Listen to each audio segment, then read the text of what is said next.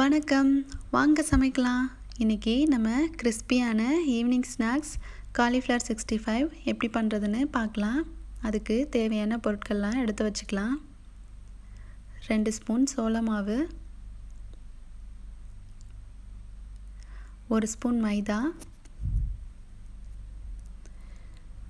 1 spoon அரிசி மாவு,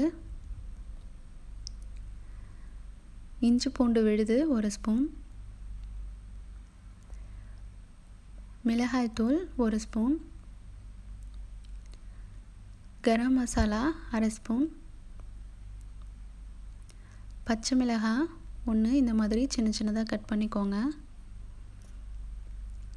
காலிஃப்ளவரை சுத்தம் பண்ணி ஒரு 2 நிமிஷத்துக்கு சுடு தண்ணியில் போட்டு எடுத்து வச்சுக்கோங்க. இப்போது எப்படி பண்ணுறதுன்னு பார்க்கலாம். ஒரு பாத்திரத்தில் நம்ம எடுத்து வச்சுருக்க பொருட்கள் எல்லாத்தையும் சேர்த்துக்கலாம்.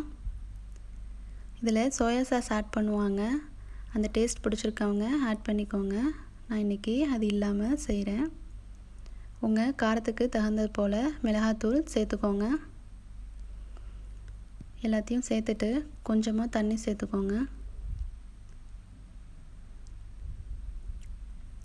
இந்த மாதிரி நல்லா கலந்ததும் நம்ம எடுத்து வச்சுருக்க காலிஃப்ளவரை சேர்த்துக்கலாம்.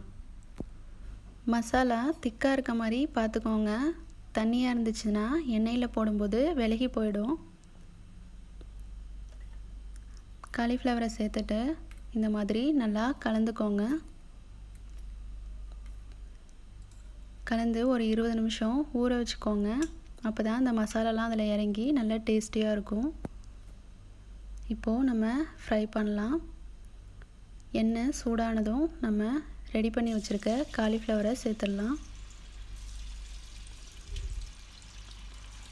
ஒன்று ஒன்றா சேர்த்துக்கோங்க. அப்போ தான் தனித்தனியாக நல்லா வரும்.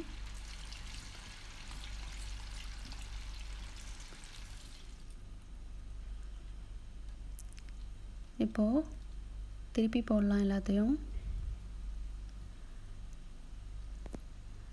இந்த மாதிரி எல்லா சைடும் வேகிற மாதிரி நல்லா திருப்பிக்கோங்க.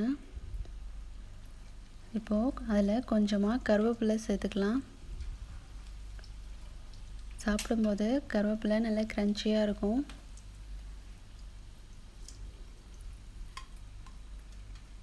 அவ்வளோதான், ரொம்ப டேஸ்டியான கிறிஸ்பியான காலிஃப்ளவர் 65 ரெடி ஆயிடுச்சு. இதை உங்கள் வீட்டில் செஞ்சு பாருங்கள். இந்த ரெசிபி உங்களுக்கு பிடிச்சதுன்னா லைக் பண்ணுங்கள். ரொம்ப பிடிச்சதுன்னா எங்கள் சேனலை சப்ஸ்கிரைப் பண்ணுங்கள். தேங்க்யூ.